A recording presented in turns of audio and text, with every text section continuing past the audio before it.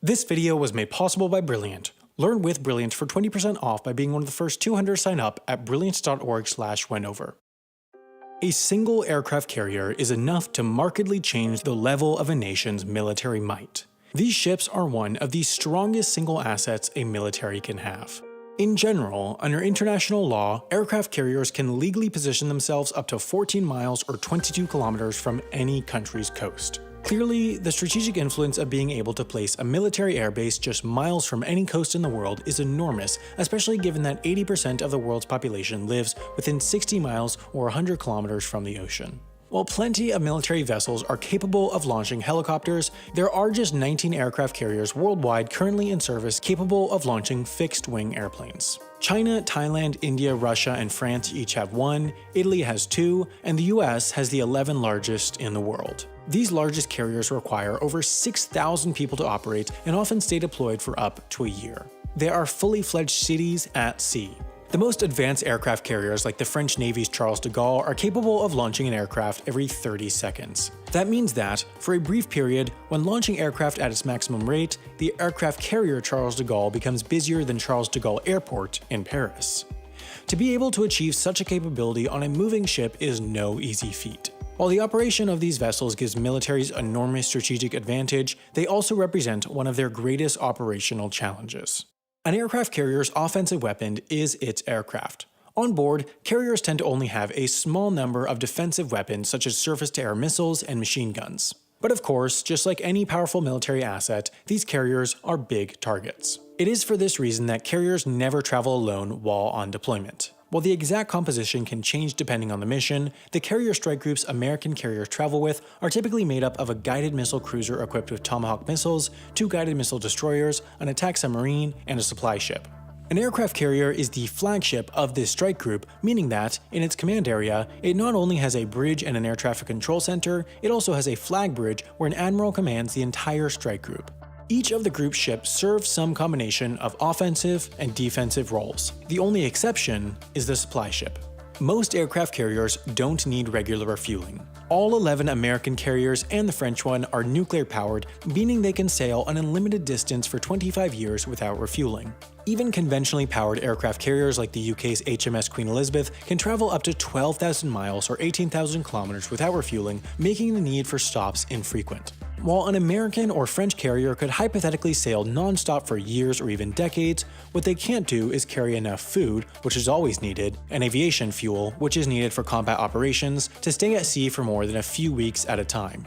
It would be inefficient and place the carriers in a position of vulnerability to have to visit a port every few weeks to restock, especially during combat operations, so they don't. They restock while at sea. The supply ships that move as part of the strike group will sail off to a nearby port to take on fuel, ammunition, food, and mail, sail back to the strike group, then match speed and maneuver alongside the carrier. From there, the two ships will shoot lines across to each other. These lines are used to pull hoses over to the carrier, which are used to transfer aviation fuel. To transfer solid supplies, there are 2 methods. The first is attaching pallets to dollies that wheel cargo over to the carrier like a zipline.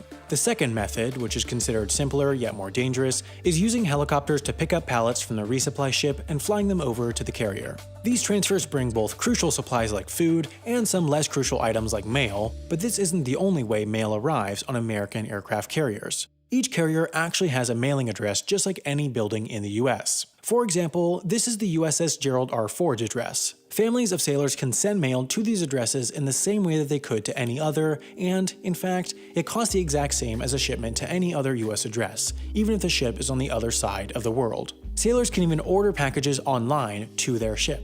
Expedited mail often makes it from an address in the US to a carrier sailing somewhere around the world in just 10 days. Having this speed requires more frequent deliveries than those of the logistics ships, but conveniently, carriers are airports at sea.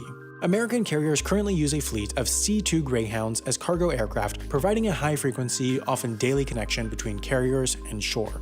When cruising in the South China Sea, for example, as the USS Ronald Reagan did in November 2018, mail might be sent to Singapore via conventional means. A C-2 Greyhound would then fly from the ship to Singapore, pick up the mail, and fly back to the ship. As carriers sail around the world, the pickup points of the C2 Greyhounds are continuously shifted to nearby friendly nations. While mail does wonders for increasing crew morale, that's actually the lowest priority cargo for the C2 Greyhounds. The aircraft are integral for bringing on spare parts for all the carrier's aircraft and transporting VIPs, press, and other individuals to and from the carriers. The C2 Greyhound is about the same size as an Embraer 145, a civilian aircraft capable of carrying 50 people, so it's not tiny.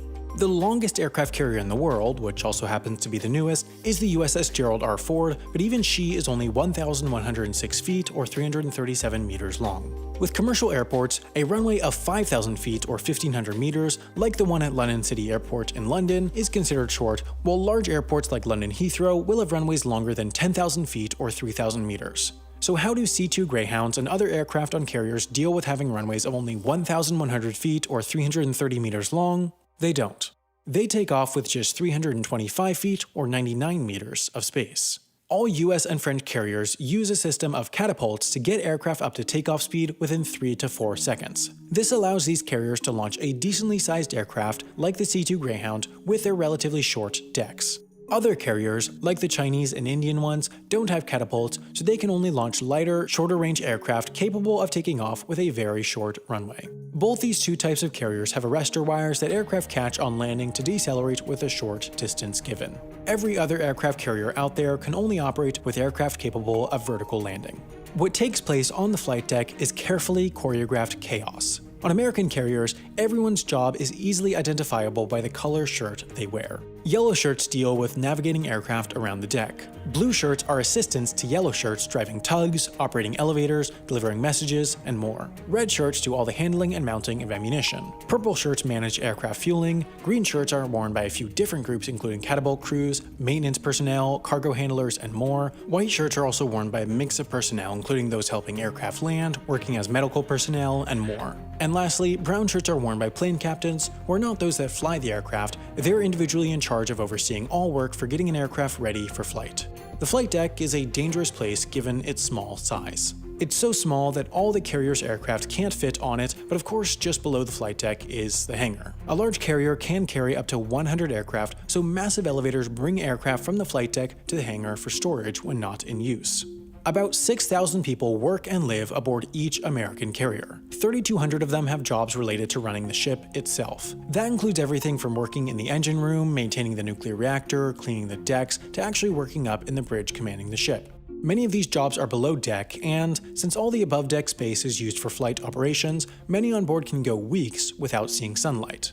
2,500 other personnel are part of the carrier's air wing. If this was an airbase on land, these would be everyone working there, including air traffic controllers, aircraft mechanics, fuelers, pilots, and more. The few hundred remaining personnel work assorted other jobs. In terms of personal space, enlisted personnel, the vast majority of those on board, only get a single bunk in a room with sometimes more than 100 others. Higher-ranked individuals, though, of course have more spacious accommodations. As long-term homes for thousands of people, these ships also have a few small luxuries like stores, gyms, barbershops, lounges, and more, but space is at a premium when 6,000 people are packed into one floating hall, and the mission is paramount.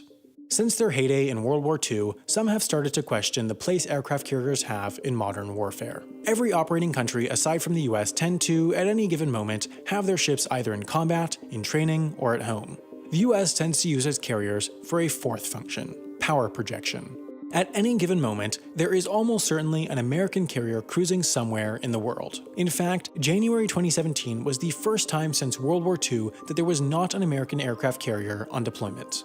Even if there wasn't an aircraft carrier on deployment, they're fast. They have a top speed of 35 miles or 56 kilometers per hour, meaning that a Norfolk, Virginia-based carrier could get to the Middle East in just a week. In the Pacific, the US has an even greater advantage since it has the USS Ronald Reagan based in Yokosuka, Japan, from where it could reach the shores of North Korea, for example, in just 29 hours.